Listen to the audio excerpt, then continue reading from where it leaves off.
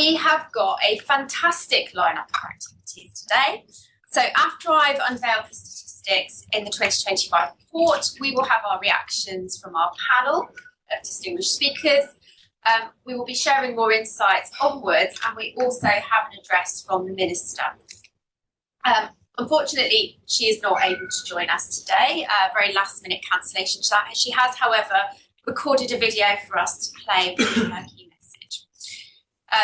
Housekeeping for those of you in the room, given that we are a sector that all obsesses about safety, there are no fire alarm tests today, so if you do hear the alarm, please follow the instructions of our hosts in evacuating the building. The Bain staff will guide us to the nearest fire exits using the stairs and await further instructions outside. And of course, we will be taking photos, so if your preference is not to be included in any of those, then Anna is at the back of the room. Anna, can you give us a wave? That's Anna, if you don't know, and she will make sure that you are not captured in any photograph. So if we're ready, we'll get on to the main event. And this is the unveiling of our State of the Nation 2025 annual statistics, compiled in collaboration with Bain Company. So it would be remiss of me not to just remind everyone about powerful women and what we're trying to do here and the goals that we have. We have a mission that is for a gender balanced, diverse and inclusive energy sector here in the UK. We are hosted by the Energy Institute, and our goal is to see at least 40% of leadership and middle management roles in the energy sector held by women by 2030. We are looking to see women coming into what we believe is an amazing sector, an amazing industry that is changing rapidly. We want them to join us. We want them to stay with us because retention is as important as attraction. And we want them to move up into those critical decision-making roles over the years to come. So the way that we structure that in terms of our goals is to support, challenge and to connect. We help companies from across the sector to improve their own diversity by sharing examples of good practice and providing the safe spaces for discussions with peers, with other companies, and that helps with practical advice for role modelling as well. So we are connecting people through our networking events, our mentoring programme.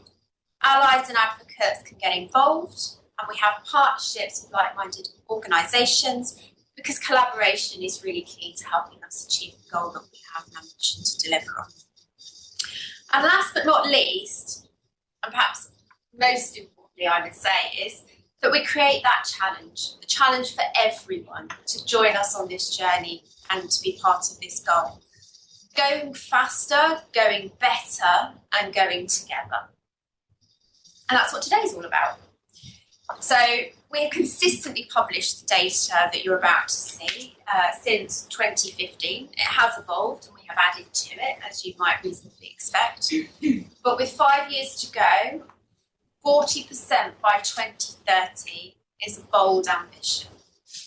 And today's report will give us a comprehensive view of the progress that we have made, the ongoing challenges that we need to be mindful of, and what needs to happen to fill a gap. No spoilers there. So, why does it matter? Let's remind ourselves that to achieve net zero, we have to develop an affordable and successful energy transition, leaves nobody behind, and we need to fill an estimated 500,000 jobs by 2050 in the UK if we are to do that successfully. And for this, our sector requires a broad mix of skills, perspectives, leadership, and we talk a lot about green skills. And this presents us with a really powerful opportunity to build an industry that truly reflects diverse communities and customers, because ultimately that is what we are trying to achieve. We are serving those people. So, for example, by ensuring that women actively contribute to the development of sustainable products and services that brilliantly meet the needs of those customers and communities, we can create solutions that are relevant now but also in the future. DEI as a label is talked about a lot, and we see it in the news more so now than we ever have before, and not always positively. And I think there's been quite a dangerous backlash against DEI. But this is really an opportunity for us to think about how we reframe that.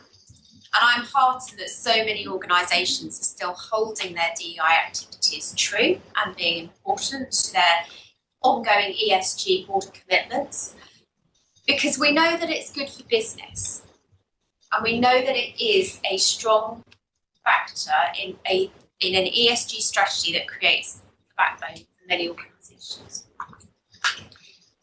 But in the current climate, I do think it is important that we remember that diversity, equity and inclusion is nothing more than removing barriers and biases that prevent us from attracting, retaining and progressing talented individuals that we're talking about. Successful businesses need to attract best talent, and talent doesn't discriminate. And so for our sector, like every other sector, it continues to be a business imperative. It was true a couple of years ago, but it's still true now. And we have seen evidence that supports that backing this is good for business. So for the companies that are in the top quartile of our gender diverse executive teams, 35% more likely to deliver above average profitability. The numbers are there, they evidence it. But it's about much more than that. Diverse and inclusive workplaces create innovation. Those businesses have better reputations, they have strong brands, they enjoy better consumer trust, and they find it easier to attract talent.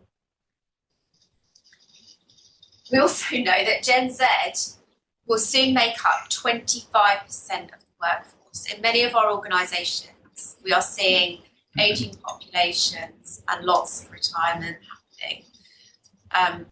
And research shows that we have strong personal values and expectations from our employers, and that only grows with the next generations based on the research that we are seeing. So in 2025, gender balance must be treated not as a compliance obligation, because we have to, but because it's a strategic advantage. It will strengthen governance, it will improve our businesses, it will raise performance, and it will create workplaces that are better equipped to lead this energy transition. So, gathering and reporting on data on diversity of all kinds is important because it helps companies know whether or not they are successful in achieving this goal, how they fare in the benchmarking activity across the sector, and it helps organisations course correct, as I've already said. This year, in collaboration with Bain Company, we have gathered statistics on female representation among the top 100 energy companies in the UK, based on their presence in the market and their workforce size. It's the largest data set that we've ever had, with an expanded scope, and it is more reflective of today's modern energy sector. The companies that we've included represent more than 230,000 people across the UK, and so it is a representative view of the sector. And this data was gathered through direct engagement and publicly available information collated as of March 2025. The data for the top 100 companies included is compared against historical data for those same companies rather than the company data that we published in 2024.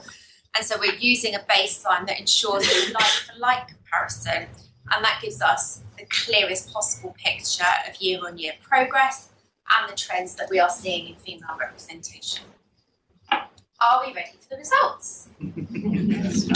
Let's do it. Okay. So, headline stats in 2025, the UK energy sector is still failing to remove career barriers. But that gender balance is within reach, as long as there is urgent and concrete action by companies. So let's take a look at the detail of how that representation fares at different levels. Okay, female representation on boards, first of all. It continues to inch forward, but not fast enough. 30% of board members, non-executive and executive, in the top UK 100 energy companies are women. And that is only up 1% year on year. That puts the energy sector still behind the FTSE 350, which has already achieved 40% by 2025, which is the target that it has set. For the whole energy sector, that 2025 target is unattainable, unless on average all 100 companies add one woman to their board within the next 6 months.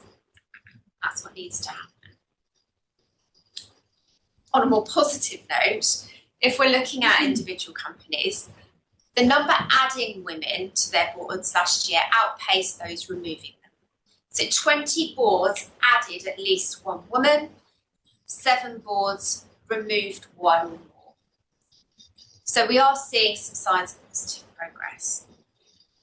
And 31 companies have now achieved 40%, up from 30 last year. So it's a snail's pace.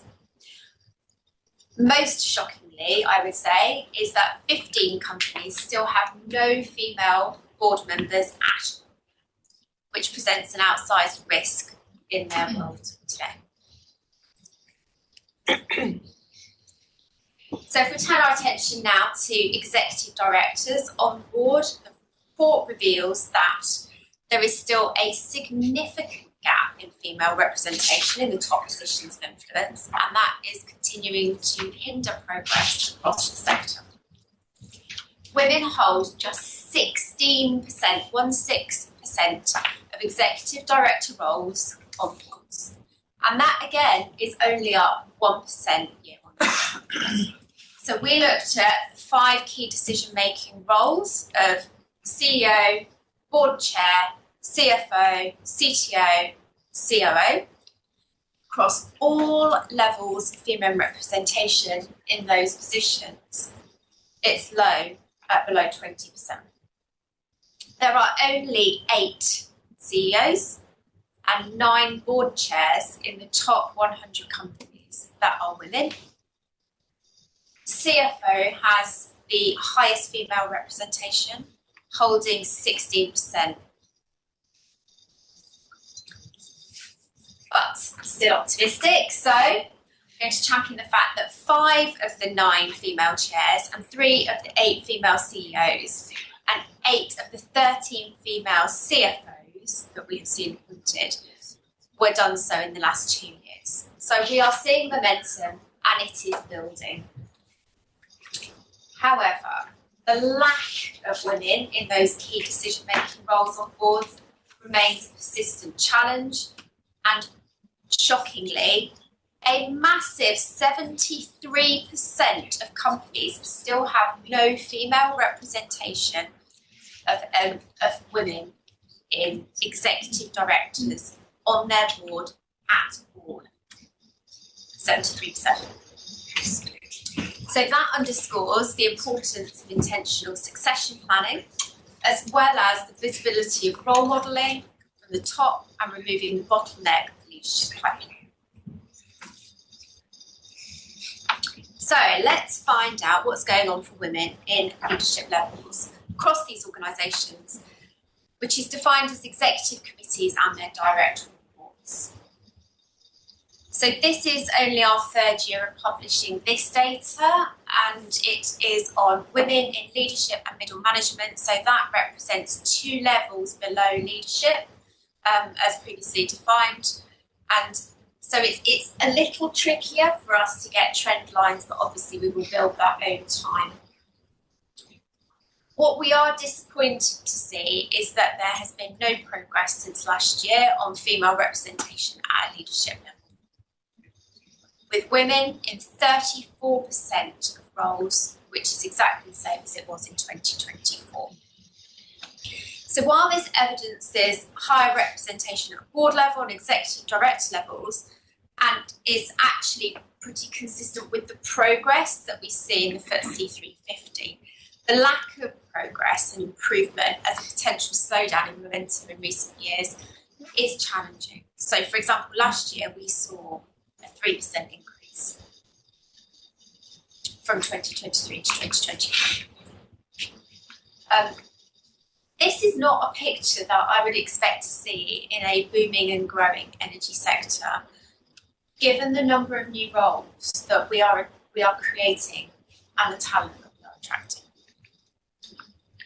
The stagnation further underscores by a decline in the number of companies meeting the 40% target, down from 22%, from 25% in 2024. So this drop does suggest to us that even as the average is held steady, fewer companies are reaching the threshold for gender balance at the leadership level, possibly due to turnover, restructuring within the sector, or limited intentional action to continue driving progress. We can talk about that when we have our panel conversation shortly. There's a little bit better news when we look at our middle management data. So women now occupy 34% of middle management roles, and that is up from 32% year on year. So we've seen a very welcome increase, and that suggests that we are growing our pipelines. So I'm very pleased that along with the companies on the Leaders Coalition that we work with, the efforts that we've put and the spotlights that we have shone on middle management seem to be working, seems to be making progress.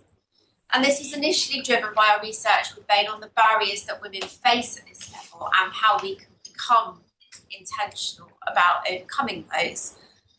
And that, for me, is all about how we create supportive workplaces, providing equal access to flexible working, leadership development, and, very importantly, having strong roles.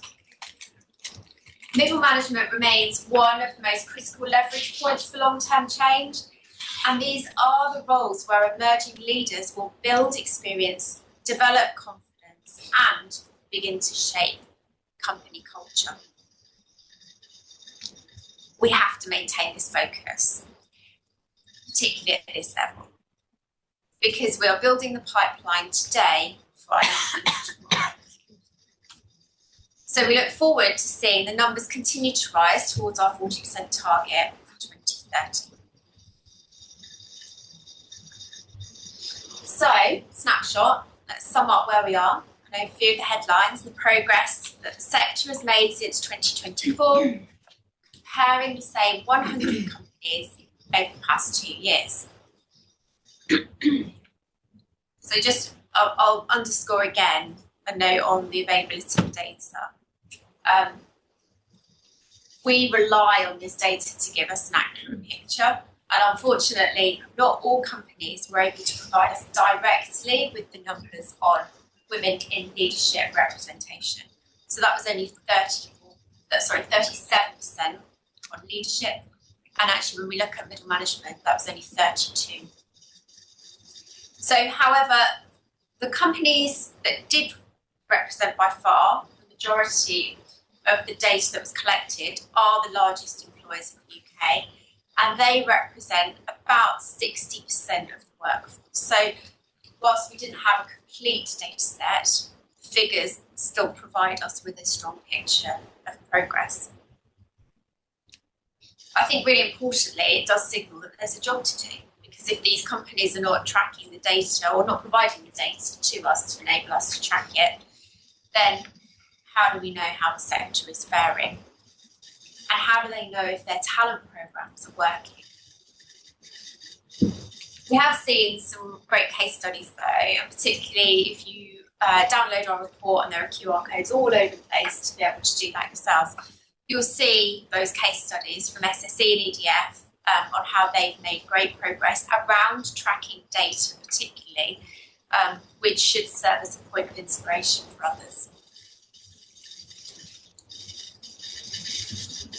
Okay, so this year's annual State of the Nation report includes deeper dives into different company types, and this is to look at how female representation varies based on company size, where the company is headquartered, subsectors, and the type of work it performs. We know that our sector is evolving, so tracking this information moving forward is going to present a really interesting dynamic for us. Leadership and board representation of women is highest among large companies, so those that have more than 2,000 employees. Female representation levels are similar across energy subsectors, so oil and gas versus alternatives and renewables, for example. The lowest representation levels are found in areas of energy infrastructure and distribution, energy trading and investment, and offshore drilling, which you might reasonably expect based on their historical male dominance. So while the sample size is low in places, these trends can help us to spotlight the types of companies in the energy sector that are trailblazing in terms of our gender diversity, but where we can draw our lessons from and how we can continue to maintain laser focus on data sets that enable us to see a true picture. So as well as looking at sector averages, the report continues to benchmark individual companies on their performance. In the appendix of the report, you can see a full list of all 100 companies and their breakdowns on board, executive director, and where available, leadership and middle management data. There's also a poster at the back of the room that you're welcome to look at photos of and share. As I said, I think this is a really important transparency exercise, and it is one way in which Powerful Women holds organisations to account.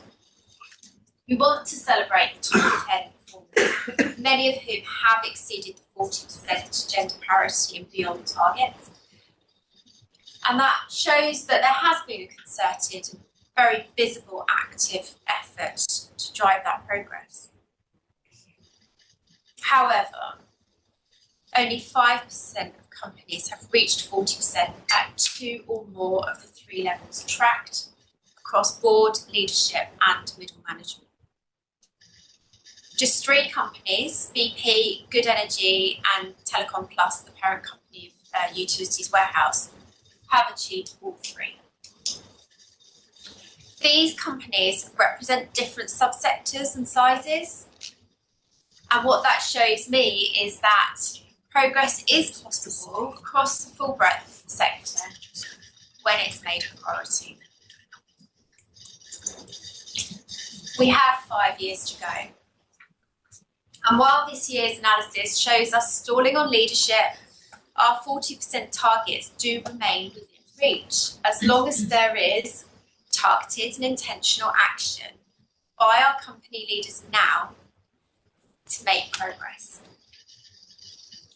Across the 100 companies, adding on average just 5 additional women to each leadership group by 2030. So that would be 1 per company per year over the next 5 years, means that our 2030 target of 40% will be reached. Adding 38 women to middle management teams would bridge the gap to 40% at that level. Achieving the FTSE target of 40% of women on boards by 2025 is less attainable, because it would mean that on average adding 1 woman within the next 6 months to all of those businesses. But achieving incremental gains only amounts to around a 1 to 2% percentage points increase every year at each level. And we see from some of the companies that 40% and beyond is definitely achievable. And so those organisations will undoubtedly be reaping the benefit. So we've got a really ambitious goal here. And the message is that we are challenging companies to put their commitments into action over the next 5 years. How do they do this? Well, what we've included in the report, some very practical recommendations, including a blueprint for action. And what you'll see within that is how to set a bold ambition with targets and commitments at a leadership level. How to create an actionable strategy aligned with business strategy and with steps to remove bias, support employees and build inclusion. And how organisations can invest in critical enablers, including governance, data and resourcing. So what we hope is that with this blueprint, that organisations see how critical it is to go beyond looking at just representation and genuinely focus on creating an inclusive organisation for everyone, because culture is key, particularly when it comes to retaining talent. The research by Bain highlights that to truly accelerate progress, companies must focus on behavioural change as well as policies. And that includes role modelling, seeing our leaders role model inclusive behaviours, reinforcing inclusion through daily routines and rituals such as how meetings are run, and equipping managers with training, tools and support to lead in an inclusive way and challenge bias on a daily basis. So once again, just to underscore, one of the strengths of our report is that we have shown concrete examples direct from the top performing companies that can be lifted and considered by wider organisations on what actually works and what we believe will make a difference. This year we have some really great company spotlights in the report, so please do check them out. You can see what Good Energy and Telecom Plus have been doing. There's a great Q&A with Fran Woodward, the COO of Good Energy. There's some really fascinating insights on the approach to how they've taken policies and made culture change. National Grid continues to be a top performer at the leadership level and one of the few companies to achieve gender parity, so you can see how they've achieved that. NESO has 55% female representation on its board, and we've got SGN, which is at 42% of women in leadership roles. We also take a look more widely than just energy, because it's great to get inspiration from other sectors, and so you can see that within the report, particularly from the finance sector. And of course there is a regulatory lens to this, so we hear from the CEO Jonathan Brealey from Ofgem and Stuart Payne of North Sea Transition Authority on the influence of their roles on the sector and also what they are doing within their own organisations too. So I'm really looking forward to getting into some of the detail of this on our panel very shortly and discussing perhaps some of the practical recommendations organisations can take forward to accelerate progress. But I'd like to just finish this part of today's event with a really strong call to arms. 5 years to go. 5 years to achieve 40% representation. And we do have to be bold about how we go about that ambition. And it feels like we need an intensifying of efforts. By showcasing these examples of good practice, we can see what is possible.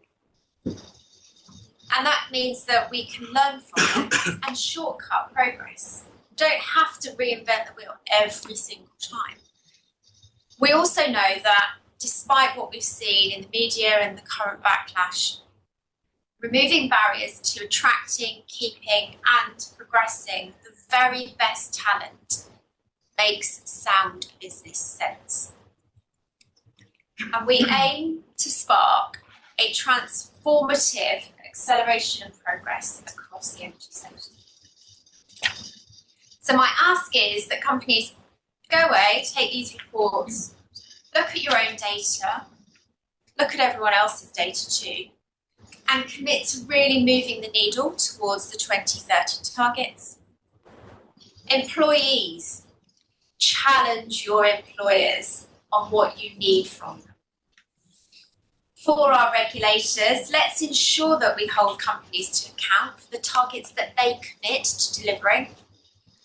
And for our government, how we can work together to achieve the kind of progress that's needed to support a growing economy. On behalf of Powerful Women, I can categorically affirm that we will continue to support driving change and help companies to do better. It does mean everyone needs to step up and drive meaningful change so that we can achieve a gender-balanced industry that has the talent it needs for a successful, affordable and secure energy transition. The question for the sector isn't whether change is possible, it's who is ready to lead it. So I'll leave things there for now. Huge thank you again to Bain Company for your support in compiling and analysing this year's statistics and hosting us. Please download the report, share your thoughts and feedback on what you've seen in statistics. Use social media channels to help us extend the reach of our message and so that we can keep the conversation going. We will now share the video from the Minister. We are very fortunate that we have always enjoyed the support of government in our mission for a more diverse and inclusive energy sector.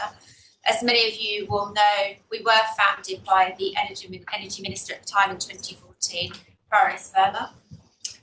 So it's an honour and a pleasure for us to hear from Sarah Jones, the Minister for Industry. So while she cannot be here in person, she has sent us a message that we will share with you.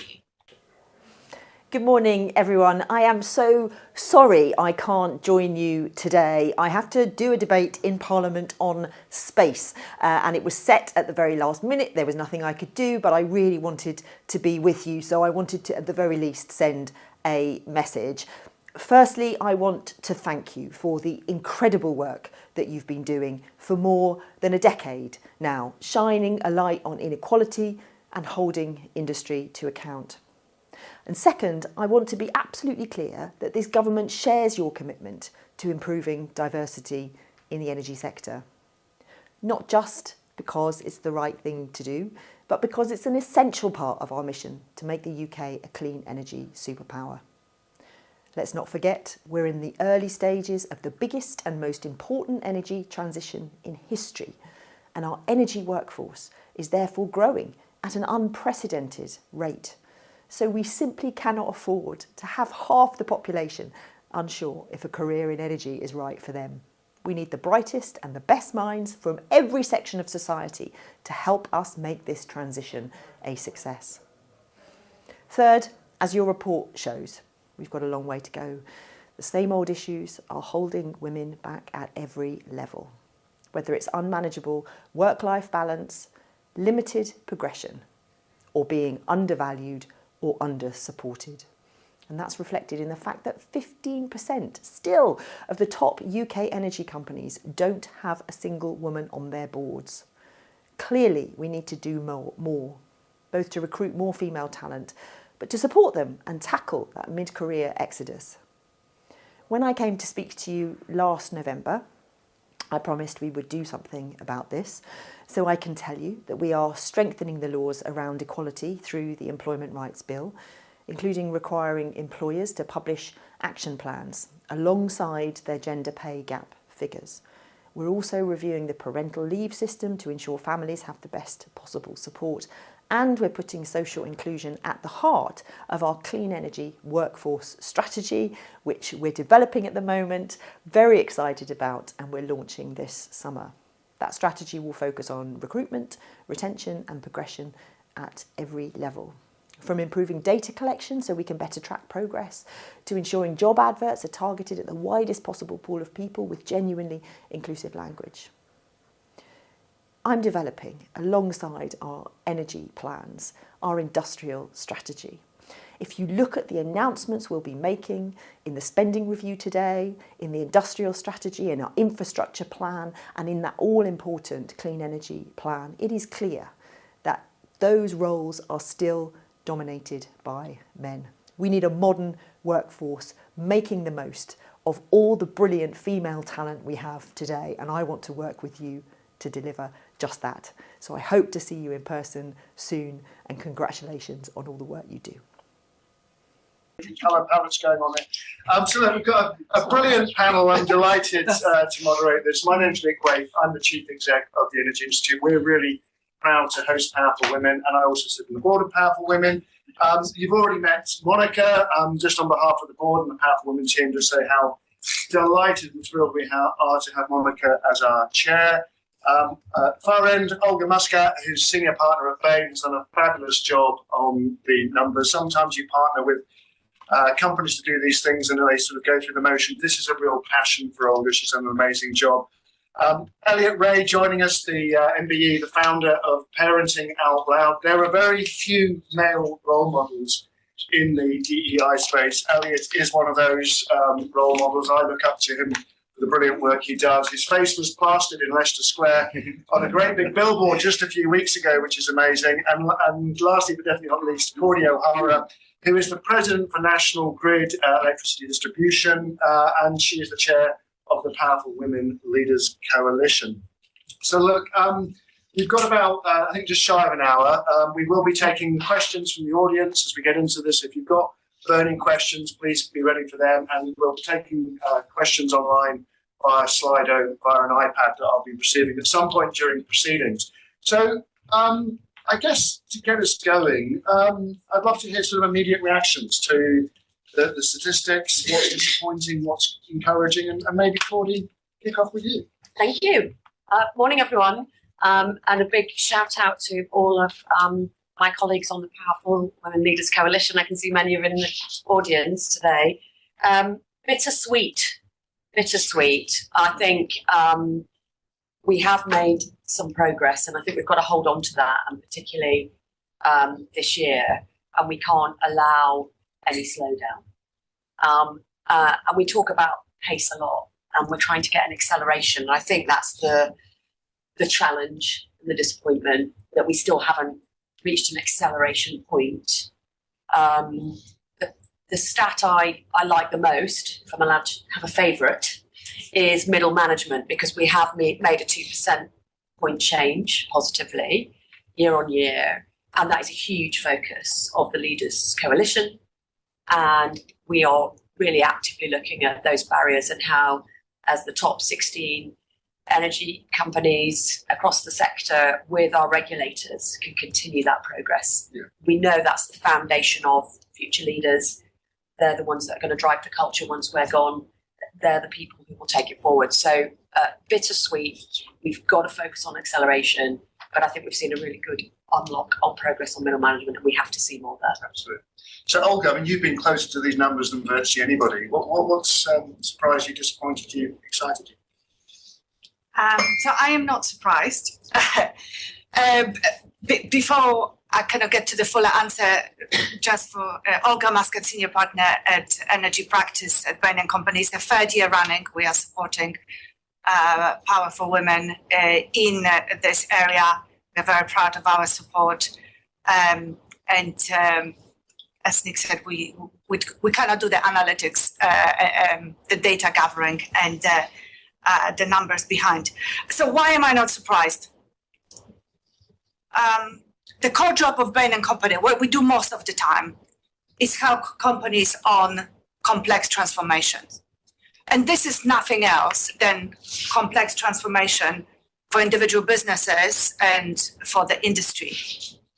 typically transformation go for 3 phases: early excitement, quick wins, early progress, and the hard slog in the middle, where you have to get to the guts of change, where you have to really replan how a business works. And I think we are exactly in this stage now. The leaders in the industry made progress quite quickly. The low-hanging fruit of policies, of flexible working were addressed. Our middle management report from 3 years ago actually shows most companies in the sector have a range of flexibility and diversity supporting policies. Now we are, I think the industry is, and the companies are in the middle, in the hard slog.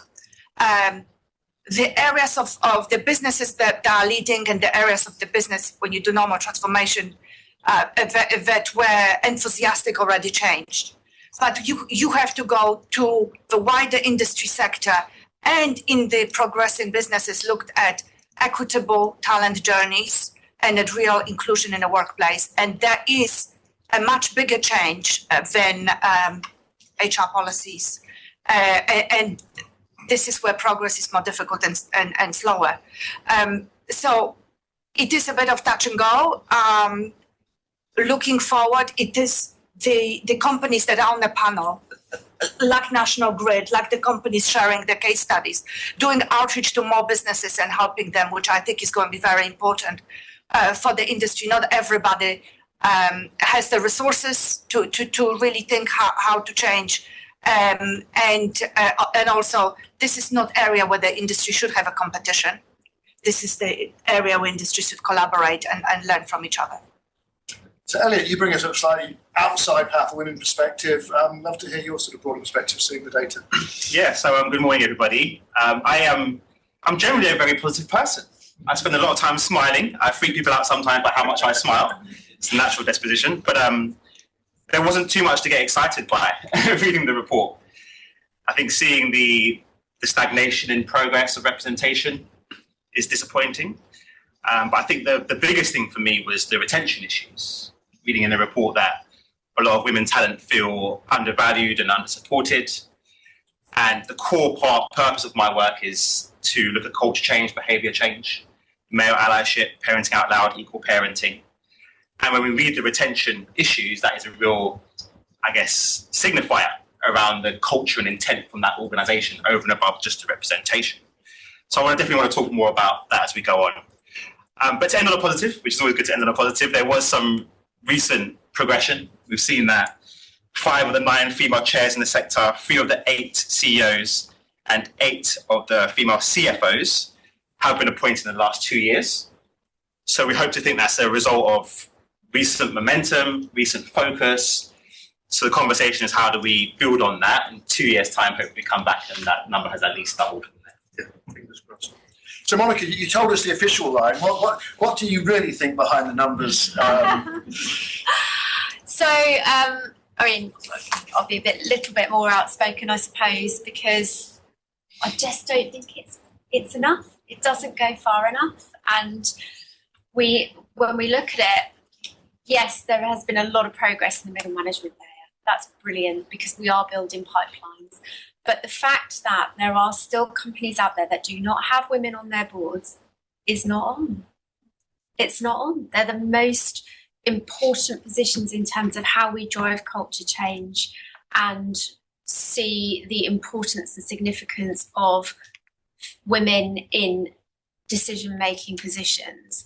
And so, my challenge, I would love to be in a position where standing there next year, we could say that all boards have a woman on them, because I don't see why they shouldn't.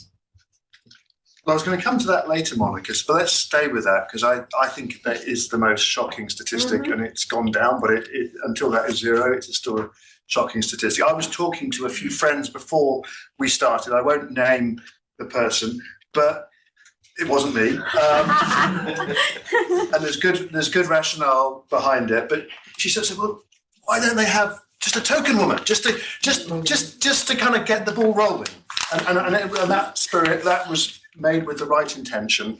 And I suspect a lot of companies did start with token women, and then they realised the benefits, and it sort of built from there. But what can we do to break this 15% of companies that don't have women? It is really difficult, because when you do that, when you bring in a token woman and then they are marginalised, and you don't change the culture, to your point, around it, those women either feel like they can't perform at their best, or that there's a beautiful phrase somebody said to me that I was talking to, that by being the only person in the room, it fills her a space in her head that she has to consider that every time she goes into that room, rather than thinking about what she wants to say and having more openness and freedom to be able to do that, because she's constantly thinking about how she shows up, the differences, the dynamics. So we do need to make the change, and somebody has to be the first. But alongside that, we have to recognise that the needs of women are different, that they are different in the way in which they think and approach things. And so creating the environments that support them to do that, that help them to bring those diverse perspectives that we all recognise are really valuable, are important. And different organisations have different needs at different points in their journeys. And boards play different roles, in PLCs to startups and all sorts of different journeys. And so ensuring that when we welcome women into these board structures, that we set them up for success is also really important as part of the journey. If I could pull on that thread a little bit as well. I mean, I think there is token hiring going on at the non-exec level. Yeah. And do you want to join a board and be the first female joining that board, when you know all the analysis tells you, unless there's minimum of 25% representation, you just won't have a voice anyway. And if you want to have real meaningful impact and value add and purpose, why do you want to do that? So I think, women are looking, if they're in that stage of the career or non-executive, joining a board, and wanting to see a progressive board to join, not to start that journey where they risk their voice sort of not being heard. I think on the non-exec on the executive director roles, I mean, it's a very small pool, right?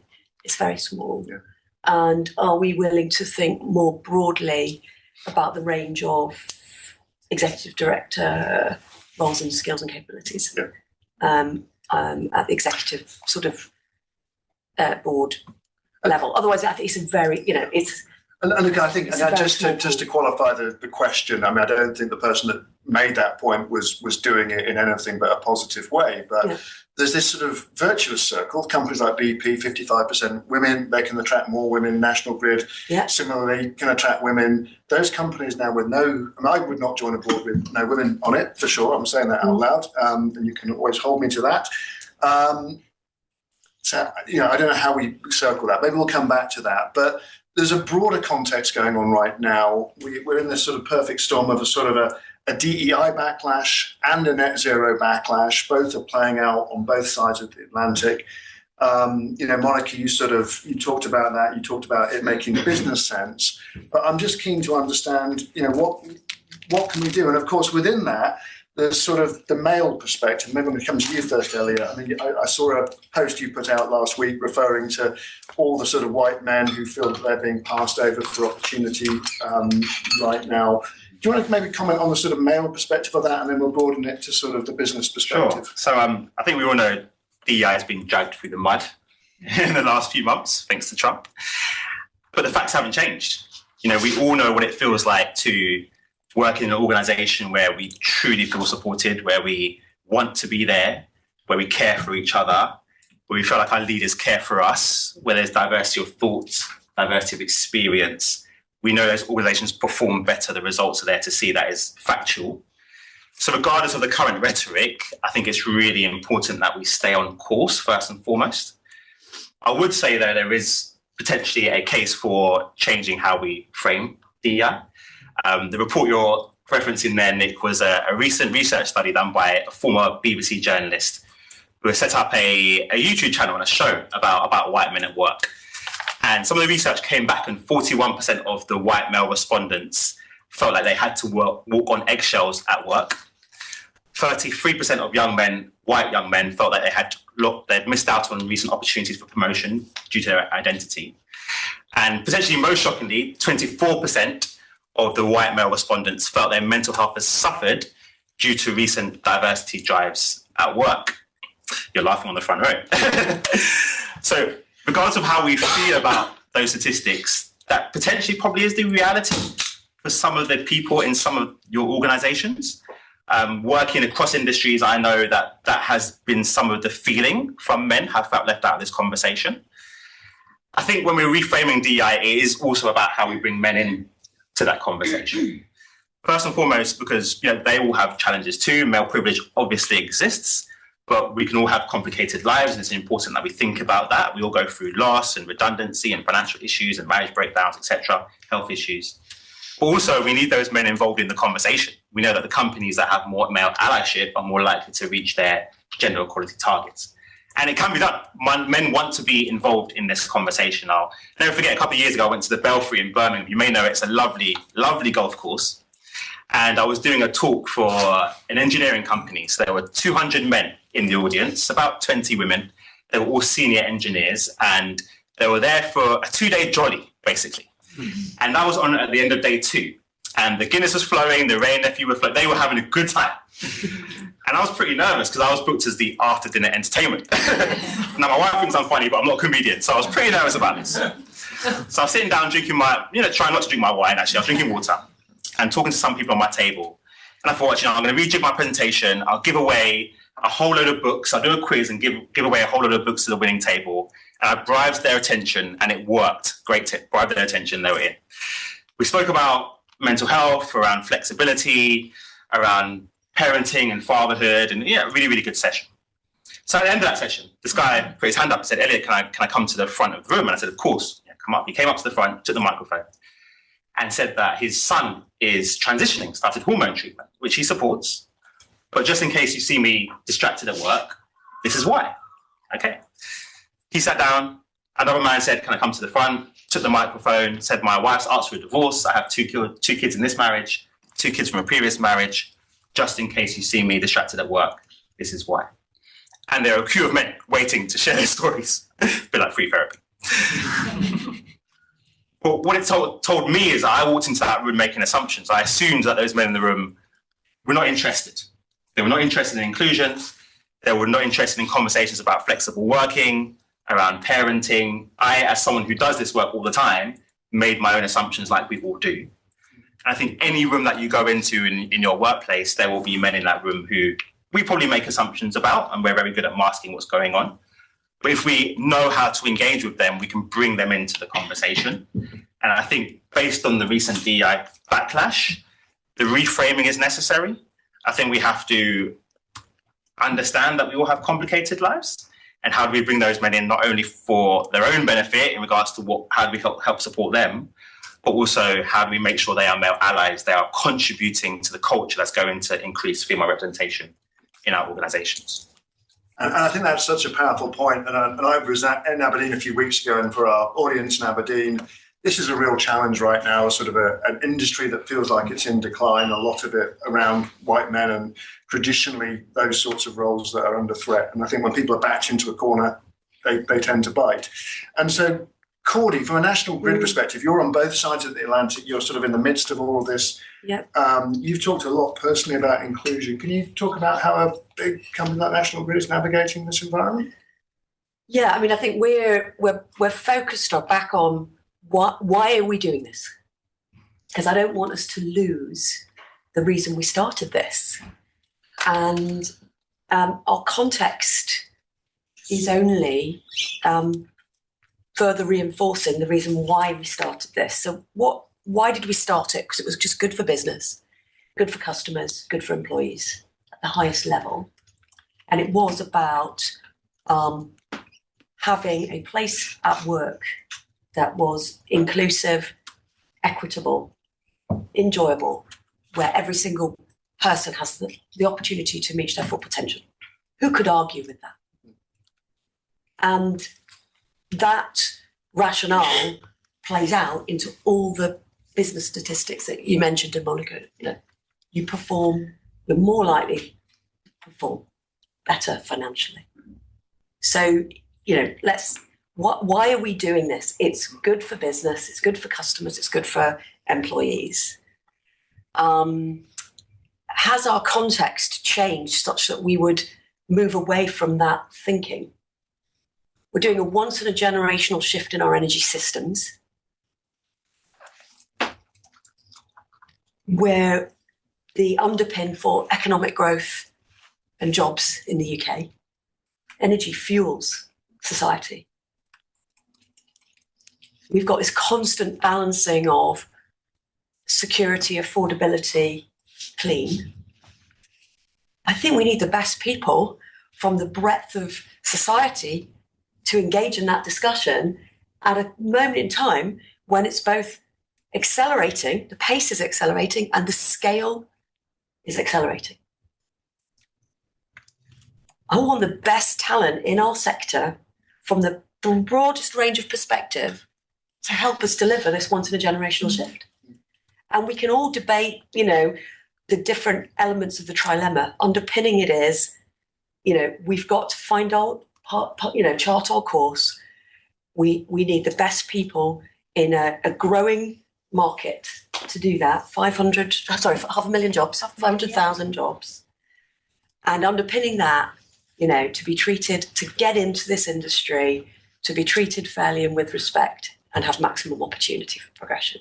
So, when you step back from all of the noise of it, the macro business logic and the context supports us continuing this agenda. Do we always have to respond to law change? Yes, no big company's going to, do illegal practices. So, of course, with the recent changes, 50% of our business being in the US, do we have to respond to some of those requirements? Absolutely. But does that take us away from the core mission or our value set, which is a huge demonstration of our commitment? Absolutely not. Our values remain unchanged. And the thing I think we're trying to work out, Alex, and it's a really important point, is reframing D&I for me is not necessarily saying we can't use those words anymore, but reframing in the context of why we started it, the challenge in front of us, and the outcome must be to have the best representation for the challenge and the opportunity.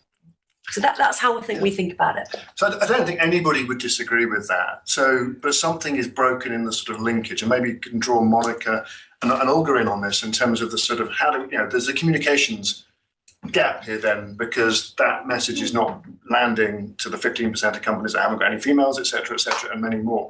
How do we cross that bridge, Monica? Maybe Olga. I'm going to draw an example from outside of the sector because I think it's really relevant when we think about this reframing piece. I sit on a committee, was a DEI committee, and we relabelled it to a belonging committee for an education group for a school.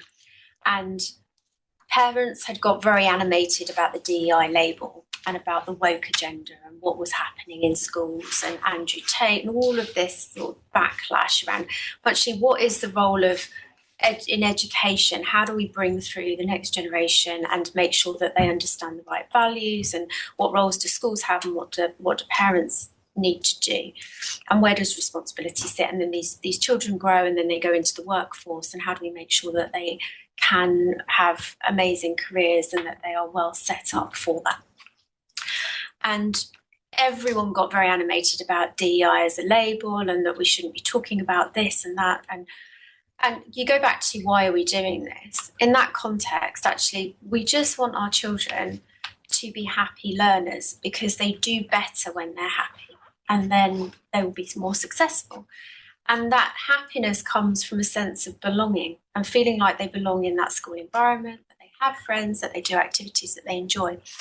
And so reframing to develop a belonging strategy rather than a DEI strategy or anything else, and going back to key principles, understanding the values that underpin what that school found as important and fundamental to the way in which it brings children through and teaches them. And no one could argue with it, because can you argue that you don't want your child to feel happy and belong and then have great educational outcomes and be academically developed? No. And so we get animated about particular labels, but we're looking at the wrong thing, and we're talking about the wrong thing.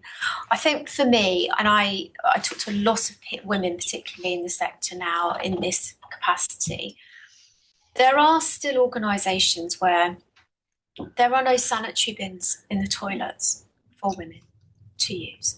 It is a basic, fundamental health need that women have, and yet in that context, if they go to the bathroom and need to use those facilities and don't have them, they then have to walk out into a corridor and think about how they are going to dispose of something that they should not be in a position. And what if a man walks towards them that wants to shake their hand? And this has happened to an individual in our sector. And if you think about the next generation coming through, those Gen Zs that have a choice, that they can come and work in the energy sector that's so full of amazing promise and all of the brilliant opportunities and jobs that we have on offer and the talent that we need in order to fulfill the ambition that we have, when they land, if that is the experience that they then receive, will they stay?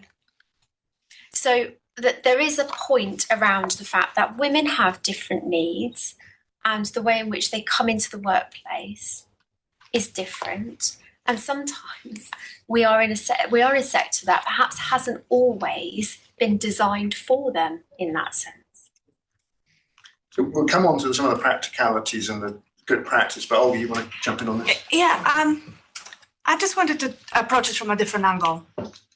UK has not improved productivity for many years. We stagnated in productivity. In the energy sector, we are having delays in the network build-out. We are having connection queue. We are having renewables projects cancelled at the same time as trying to reach net zero. Our effectiveness, frankly, as an industry, is not great. And if we go back to what's in the report on the blueprint for action, and I want to just double click on equitable talent journey. Many of you in this room are human resources specialists. It is about developing talent and developing talent to be effective. Diversity is an outcome of policies that develop all talent, that include all of the people and make the best out of them. The reason organizations that are inclusive make better decisions is because they invested in developing talent. They have not promoted mediocrity, and therefore they are not making mediocre decisions. So it happens that the outcome of that will be that this is a more diverse place. But this is why I'm really terrified by this token woman comment, frankly. The women here are not in their roles because they were put in some point in a token position. There was a lot of work, a lot of development, and the way it's like let's not confuse outcomes and outputs and inputs. The input is the hard work that you as a team need to be doing with your company to really looking at how you hire, how you develop, how you give everybody the same opportunities for progress, how it is a fair and really a well-developing talent journey that leads to a better, more productive organization. And it is a win-win for everybody. Thanks, Olga. And you made a really powerful point about outputs versus inputs. So let's go into some of those inputs. And I'm keen to sort of, there's increasing calls for people to return to the office 3 days, 4 days, 5 days a week. Increasing discussion around parental leave, some pretty damning headlines from the right-wing media around that. I mean, Elliot, you're at the sort of the heart of this sort of parental leave. Can you talk about what good practice looks like and give us some hope? Sure, hopefully I'll give you some hope, hopefully. I think in this conversation it's really important to talk about the motherhood penalty. So in the UK, our gender pay gap is 13.1%, and 80% of that is attributed to the motherhood penalty. Some recent research shows that for mothers who have 2 or more children, they are 40% more stressed out than any other demographic in the UK at work. That wasn't meant to be funny, by the way. Just relief that people now understand why they're so stressed. So that is true. We also know that 74,000 women in the UK will lose their jobs due to maternity discrimination. And when it comes to childcare and domestic duties, mothers will on average do double, even in dual income homes where both partners earn about the same amount of money and do the same hours of work. So there's lots of work that needs to be done to support mums. My work is how we create equal parents. I think we know that having a baby impacts a mother's career in a way it doesn't currently impact a father's career. But actually, for dads playing this very narrow idea of fatherhood, which is around providing and protected, that is actually not very healthy for us either. And so many more dads now want to work flexibly. They want to be fully involved parents. They want to do things differently than their forefathers, and they want to experience the joy of having a career, but also the joys of bringing up your children too. So many more dads want that, but they need to work in organisations that support them in doing so. So our Parenting Out Loud campaign is building organisations that support dads to be loud and proud about their caring responsibilities at work, to put in their calendar at 3 p.m. I'm leaving for the school run, 9 a.m. I'm doing the school drop off, to be loud and proud about their requests for flexible working, to take the full parental leave available. That's a journey though. There are many organisations that still don't support that. I was doing a programme for a financial institution, and in spring, May time, I went to do a talk around parenting out loud and speaking about parenting out loud. In December, I went to do something around male allyship. And at the end of the December session, this guy came up to me and said, Eddie, I was so infused by the Parenting Out Loud mission. I've started to do that myself. On a Friday, I work compressed hours, so I'm with my children on a Friday. I've updated my out of office to talk about what I'm doing with my kids. I'm swimming, I'm at the cinema, I'm having fun, I'm at soft play, I'm at the park. Great. He said he had 3 responses to that one action. The first was another man who was like, I didn't know you could work compressed hours here. I'm going to do the same thing. And he put in a flexible working request, which is great. The second was a lady who was just so interested in what he was doing on a Friday, she just sent him a test email just to see what he's doing, just a test. Get ideas for the weekend. Why not? Yeah. And the third was from his line manager who said, it's a bit too much. Can you tone it down? And I think in that story, there's the roller coaster of what can happen when we try to change culture is we will influence others. We will be role models, and we need more role models at all levels of the organisation, which is fantastic. And that man did that. We'll have supporters, allies, advocates who will support our mission, who will support us personally, give us words of encouragement that is needed. But we also come across people who maybe aren't in this room and plugged into this agenda and believe that we can progress and understand why change is needed. So trying to think about the individual, but also the leadership, the culture, the people. How much are you investing in your middle managers who will dictate so much of the reality for the people on a day-to-day basis? How much are you being bold, the leaders in this room? How much are you being bold about your parental and caring responsibilities? Are you funding your staff networks? Are you introducing equal parental leave or enhancing your parental leave offer? And I'll talk more about that later on. What are you doing intentionally to build a culture where dads can be loud and proud about the caring responsibilities at work? We know equal parenting is one of the key factors to reducing the motherhood penalty, to reducing the gender pay gap, and ultimately helping to fix some of the mistakes that we have. And I love that term, dadvocate. I'm going to coin that. I love it. And just to put a bit of challenge, I mean, the Energy Institute, we looked at this and we started talking ourselves out of it. We're a charity, we can't afford it. And actually, we said, no, we have to do this. And so we introduced equal parental leave at the start of the year. Zara's in the room somewhere. Give us a wave, Zara. Thank you. And we've had our first male take extended paternity leave, and our second one is going, I think, next week. And what was fascinating, because I thought, well, those who have, got grown-up kids, they're going to think this is, a load of nonsense. They were as supportive as anyone, because it was like this sense, well, I missed out on that. I don't want the next generation missing out on that. So challenge, if a charity can do it, any organisation can do it. Any other sort of examples of good practice? I think, Cordy, you were going to share some of the great National Grid stuff. Yeah. I mean, just to set the scene for National Grid, so from the sort of board diversity perspective for 36% female, we are one of the 9 companies that has a female chair. If you look at our group executive, we've got 6 divisional presidents, 4 are female. And for our top 100 leadership, we're 120, sorry, we're now at parity. So, lots to be really proud of. and think about the role models in that population that anybody joining our company or being can look to.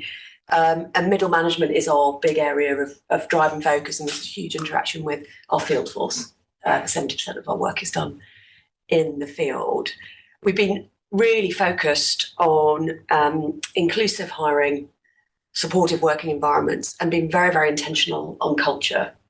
And this is where we have been really focused on a lot of the things that you're talking about, because I think it's so important. But, and any organisation can do this, but inclusive hiring practices, where are you sourcing your talent from? What are you demanding from your headhunting or your search agencies? Have you got diverse hiring panels on every single appointment? Have you got training on how to do diverse hiring practices? We've got all of those, and they absolutely, and we challenge ourselves every single year to evolve every element of those practices. In your supportive culture, your supportive environments, are you creating the right networking opportunities for women at all levels in the organisation? Do you have active employee resource groups that, I think we've got 30,000 colleagues in National Grid, 9,000 are in employee resource groups, learning, understanding, sharing, advocating, becoming those next generation allies. A staggering fact. I mean, young people coming up through education, they're looking at us. Have you got an ERG? Because I'm probably not going to join you if you don't. It's now become a sort of table stake for the next generation. And are you creating the mentoring opportunities for all levels of talent coming up through? Culture is so critical. We've been incredibly intentional on understanding our culture, measuring the development of our culture, and nudging our culture towards more inclusive practices, because the retention challenge is real, and the progression challenge is real. And, in that journey, creating the right environment on respect for everyone, that every colleague counts. And I think I've changed my perspective in the last 2 years because I wanted to create those safe spaces for women to talk. And I absolutely see the need now for the safe space for men to talk. And I think, reframing the role of men in parenting is absolutely critical. I absolutely believe in the motherhood penalty. I haven't faced it because my husband doesn't work. He did work and he stopped. And boy, am I lucky. Yet he is a minority out there. And there's still a huge stigma around the role of that. And many more men want to do exactly what you're talking about. Equal parenting, demonstrate their commitment to that at work, support their partner so that everybody's got the opportunity. So we are doing a lot more work. We've already got shared parental leave. We have to do a lot of work to encourage and celebrate those men that take it. And we're now doing a lot more safe space dialogue for all of the challenges that we all face, right? In those midlife collisions of not only being a parent, but also being a carer at the other end of the spectrum. So, there are many systems and practices that you can put in place. And of course, we seek to be a leader across our sector and have cross-sector impact as well as within our own environments. Fabulous. I'm conscious of time. I think we're going to open it up to the audience. I'm looking for Georgina to let us know if there's any slide. Anna's coming with the iPad. But Elizabeth, you were straight up. So if you just introduce yourself and please go for it. Thank you. Elizabeth Baxter, board member at Powerful Women. I wanted to follow up, Elliot, on the data that you cited. I think you said 42% of white males feel like they have to walk on eggshells at work. Do we have similar stats for other groups? Because I can imagine that many people feel they have to walk on eggshells at work. And what really can we do to increase the curiosity and empathy amongst colleagues? Yeah, so when I saw that statistic, I had a few different kind of visceral reactions to it, and I think other people did, and I think they're all valid. I think the first reaction is, welcome to the club. I think most of us have felt like that in some way, scared at work, hesitant. So not quite sure about if we're saying the right thing. We talk about the tokenism there. I think that is the reality. So I think that can be true. I think second of all is that white men are not one group, one homogenous group. I think class is a massive factor to play in that. If you're a middle, upper class, privately educated, white, heterosexual, straight, good-looking man, then I'm sure your opportunities are endless. But if you are a young, working-class boy from a council estate in Sheffield, you're still a white man, but your opportunities and your outcomes are looking ever more worse. And we're seeing that now in regards to poor outcomes for white working-class boys in regards to school and education and early access to employment. So I think it's important to think about it like that. It's not one group we're talking about here, and how do we be sensitive to that. I think thirdly, have we created organizational cultures where we all feel a little bit more anxious, where we can't get things wrong anymore? I think sometimes we're not always going to get things right. We're going to say the wrong things. Are we kind to people? As long as we know their intention, as long as we know they're trying, we can get things wrong, and that's okay. And I think creating spaces for that is really, really important. And ultimately, my core message behind that is that those men want to be engaged. It's about how do we facilitate the conversations in a way that does that in a healthy way, which recognizes some of the challenges that men face. For example, prostate cancer is the most diagnosed cancer in the UK now, often diagnosed at stage 3 or stage 4, 50% of those diagnoses. We know about the suicide rates. 1 in 5 men have no close friends. 1 in 5 men will die prematurely before the age of 65. So there are very real issues that those men will be facing. How to be sensitive to those and address those and discuss those, but at the same time have really robust conversations about what allyship looks like and what male privilege looks like, and how those men can use their power, privilege, position, majority status in the workplace to help others as well.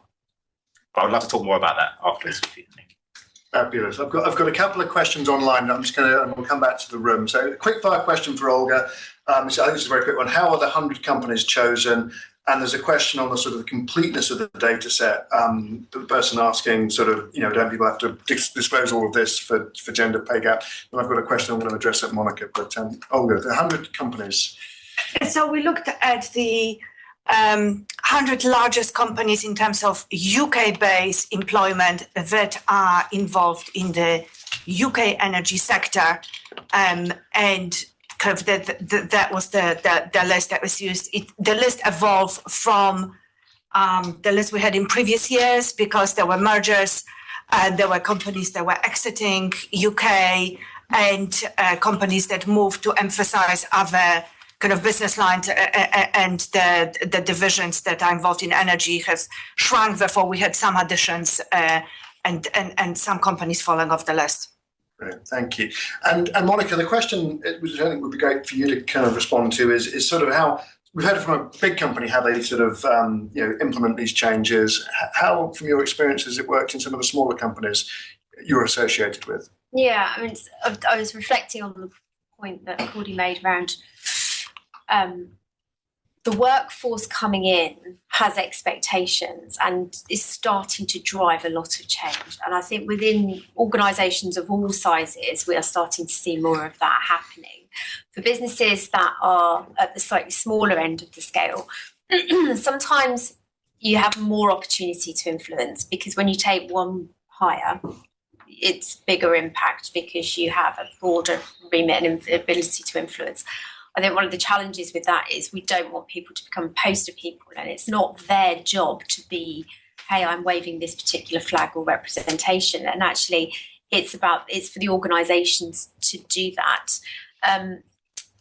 But those individuals coming in smaller organisations have a bigger opportunity to influence the culture and the way in which that company then moves forward. What I've seen that's really interesting recently is a smaller business that held a youth panel and wanted to understand, actually, when we bring new people in, what are their expectations of the workforce?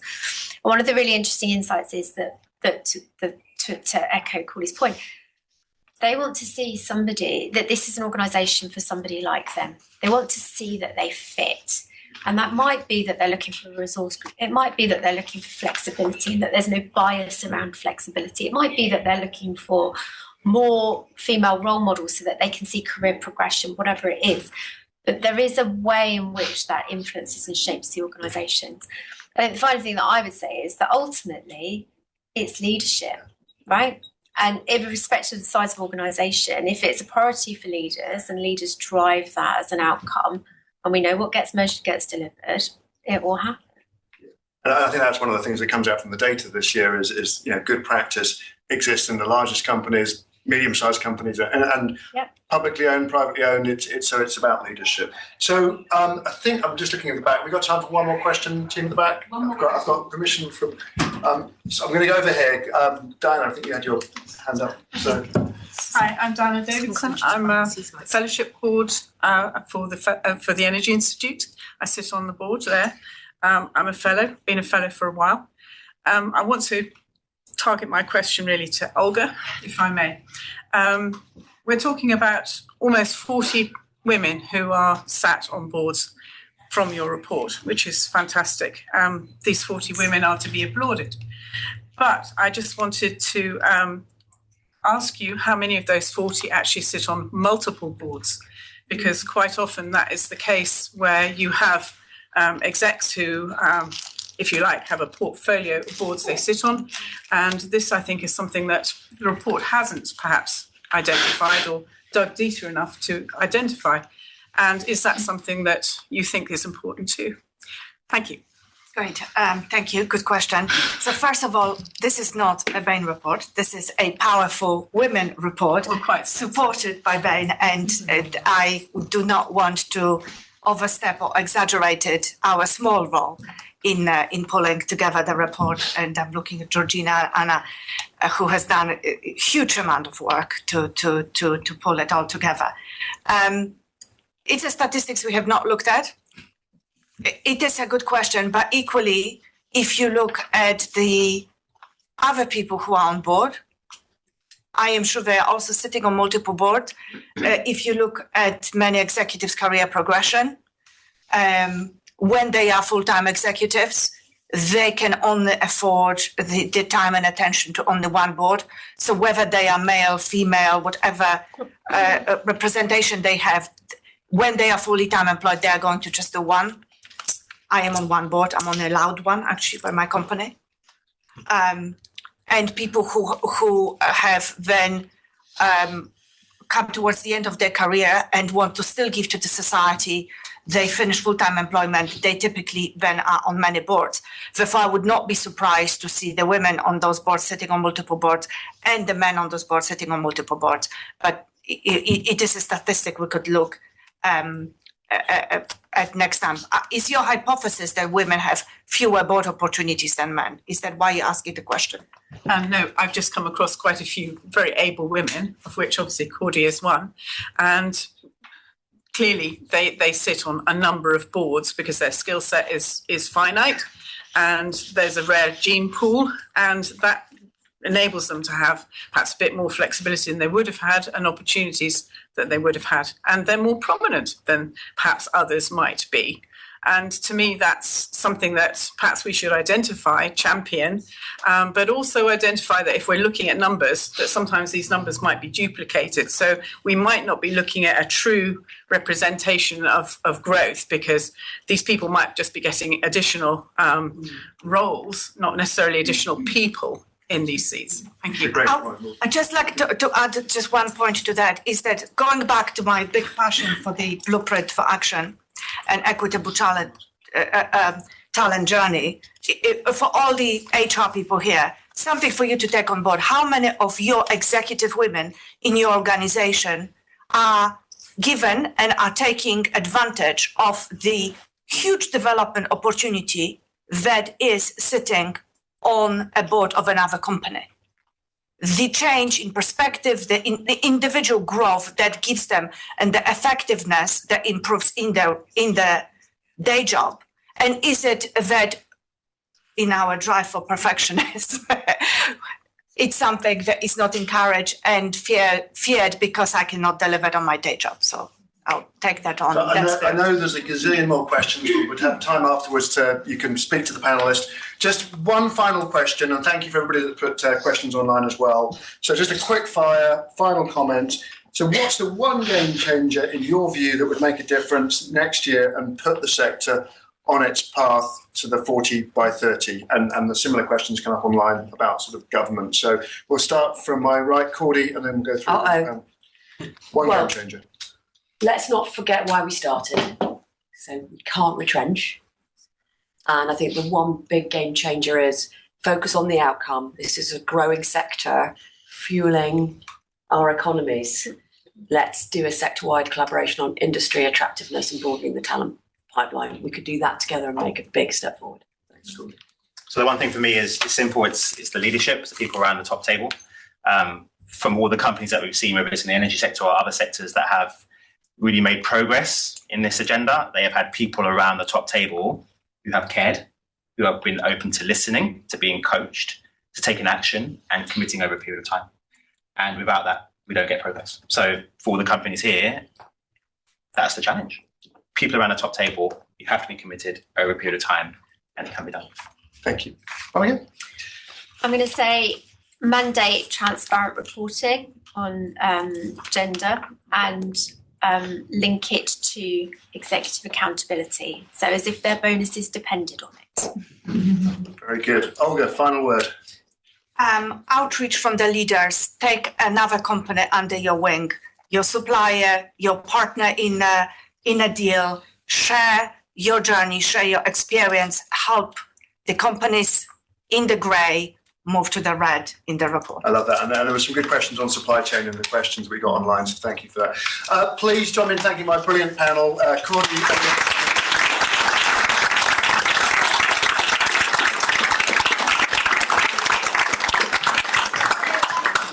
Video working, so if you could just bear with, we'll play the video and we can hear from the minister.